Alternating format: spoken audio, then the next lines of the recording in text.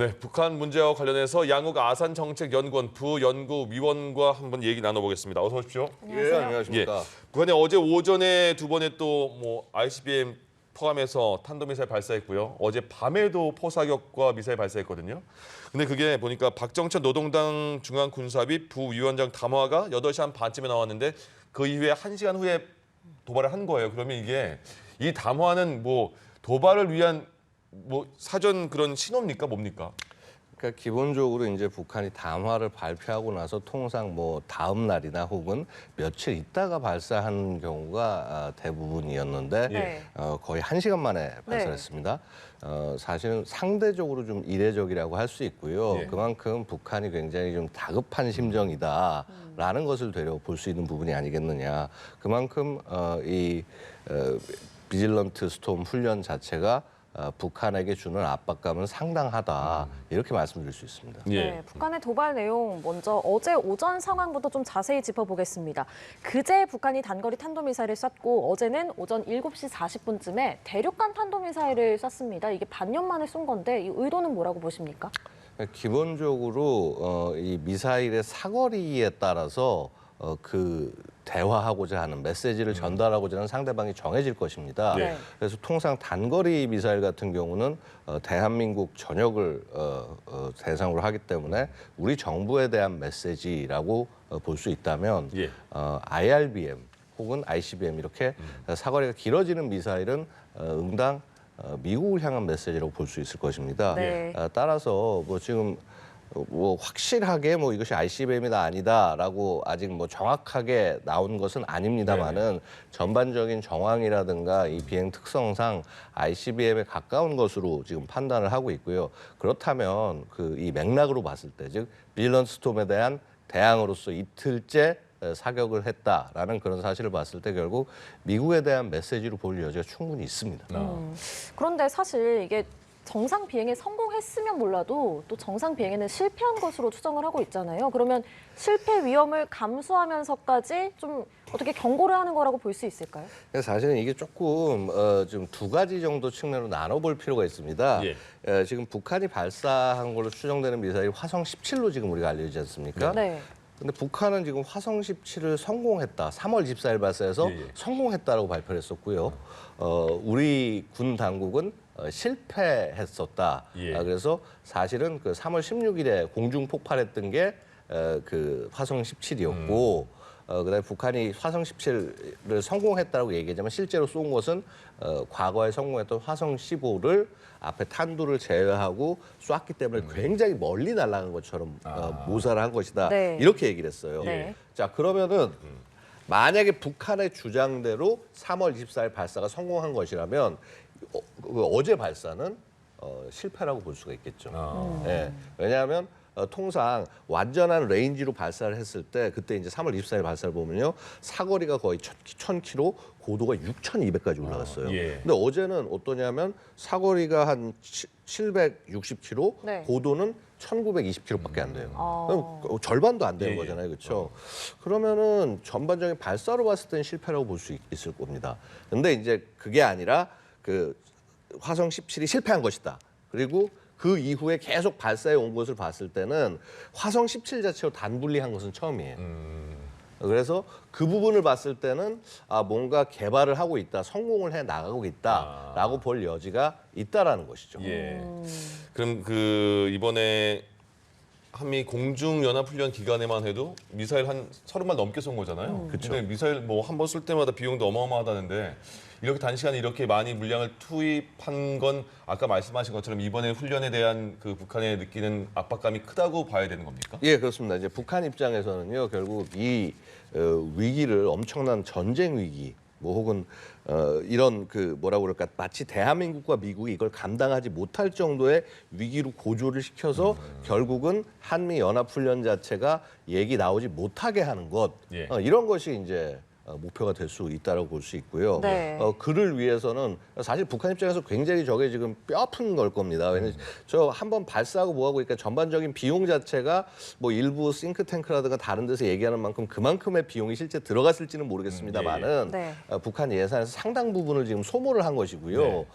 이러한 소모가 계속된다고 한다면 북한이 나중에는 이 미사일이 재고량이 충분치 않을 수도 있다라는 것이죠. 예. 사실 이제 그런 것이요. 어제 밤발사하고도 연결이 됩니다. 아, 밤에는 발사. 예. 예. 왜냐하면요, 네. 북한이 지금 계속 미사일 싸운 게 신형 미사일을 쐈어요. 네. KN-23이나 혹은 KN-24 같은 것들. 그래서 이제 2019년 이후에 이제 실전 배치하고 이제 뭐라고 그럴까 시험 발사하고 실전 배치 최근에 했다고 얘기한 것들을 쐈는데 네. 어제 밤에 쏜 건 제가 사거리하고 이제 비행 특성하고 이런 거 좀 보니까 네. 490km에 130km 고도다. 네. 그럼 이거는요. 화성 6호, 우리 예전에 스커드 미사일 들어보셨죠? 네네. 그렇죠? 스커드 C형이라는 미사일 발사한 겁니다. 그건 뭐냐 하면은 그러니까 이미 북한이 도태시키기로 했던 미사일을 쏜 거죠. 아. 그러니까 이렇게 얘기한 다음에 뭐 우리는 핵태세가 다 갖춰져 있다, 뭐 무슨 공격을 할 수 있다 그래놓고 네. 한 시간 만에 쐈는데 예. 네. 그게 구형 미사일을 쏜 거예요. 아, 근데 드러나지 않게 하기 위해서 밤에 쏜 거라는. 네, 뭐 그런- 밤에 쏜 그런 것들도 예. 있겠습니다만 어쨌거나 이게 지금 보여주는 게 북한도 지금 이 미사일을 아무리 자기들이 뭐 개발한지 뭐 하고 실전 배치했다고 하더라도 양의 한계가 있기 때문에 결국 이제 북한도 이제 숨고르기에 들어가는 거죠. 그러면 그 이번에 그 공중연합훈련 비질런트 스톰을 우리도 연장한다고 했잖아요. 예. 언제까지 모르겠습니다만. 예. 그러면 거기에 대한 또 반응이 바로 나오지 않을까 싶은데요. 어제도 그렇죠. 물론 어제도 그렇게, 쐈지만은 예, 아마 뭐 씁니다만은. 오늘도 발사할 가능성이 있습니다. 근데 지금 예. 북한은 머리를 한참 아마 쓰고 있을 겁니다. 생각을.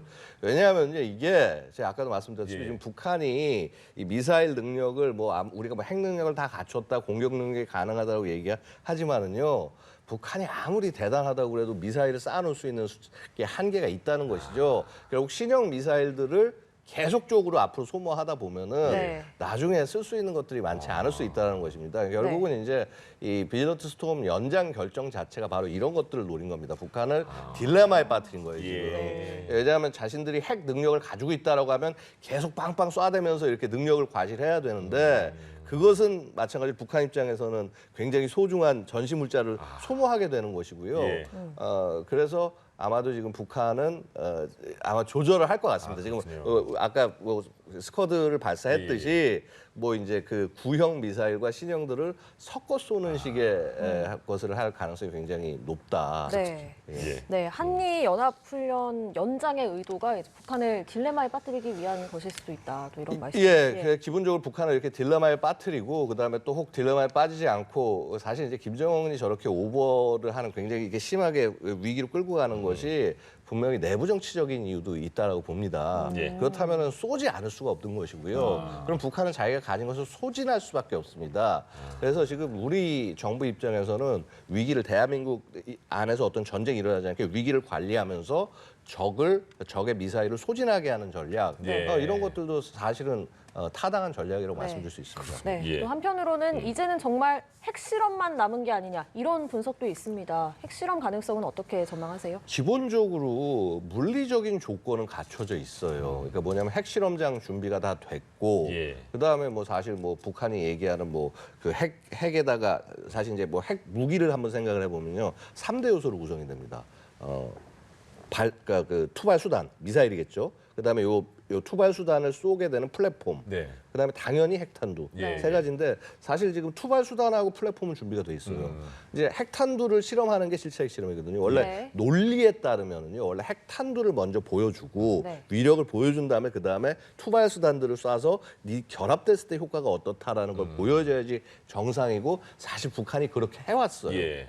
근데 이번은 굉장히 좀 결이 다르죠. 네. 지금 투발 수단만들만 잔뜩 지금 보여주고 우리 능력 갖추셨다고 하면서 막상 핵실험은 계속 뒤로 미뤄지고 예. 있어요. 이미 6월 달이라든가 9월, 10월에 다 기회가 있었음에도 불구하고 뒤로 미쳐지고 있다. 뭐 이것은 우리가 생각할 수 있는 것은 북한이 핵 탄두가 준비가 조금 덜 돼 있거나 예. 아니면은 이 핵실험을 하기 위한 어떤 국제 정치적인 환경이 충분히 무르익지 못했다라고 판단을 한다거나 둘 중에 하나로 보고 있습니다. 지금 그 북한이 최근에 계속해서 뭐 NLL 이남으로도 탄도미사일 쏘았고 여러 지금 포병 사격도 굉장히 많이 하잖아요.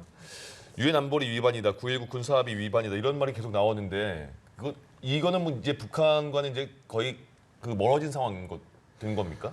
그러니까 이제 군사 합의 위반 부분은요. 예. 사실 뭐 이미 북한은 전 정권 때부터 다 위반을 해왔어요. 근데 계속 이제 어찌 보면은 이전에는 지적을 안 했었던 것이고 예. 네. 이제 현 정부에 들어와서 너희들 행동이 잘못된 것이다. 중단해라. 책임은 너희들에게 있다라는 말을 지금 계속 전달을 하고 있는 것입니다. 기본적으로 대한민국 자체가 대한민국이 혼자 뭐 예를 들어서 이거 합의가 깨졌다 하고 치고 나가는 그런 모습은 국제적으로 별로 좋지 예. 않게 보일 수가 있기 때문에 우리 정부가 주의를 하고 있습니다. 예. 근데 하지만요, 이제 이미 그 단계는 넘어선 것이 아니냐. 거의 한 10회 이상의 위반이 됐다고 한다면은요, 예. 이것은 이미 그 뭐라고 그럴까 합의 자체가 무효화된 모습이라고 말씀드릴 수가 있을 겁니다. 예.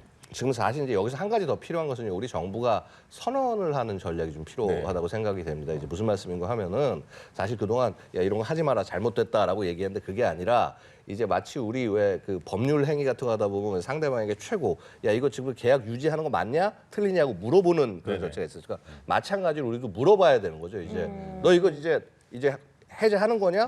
미사일 쏘면은 니들 포사격을 하면은 이 합의를 이제 깬 것으로 이제 더 이상 준수하지 않는 것으로 알겠다라는 선언 전략을 할 때가 이제 된 것 같습니다. 사실은 예.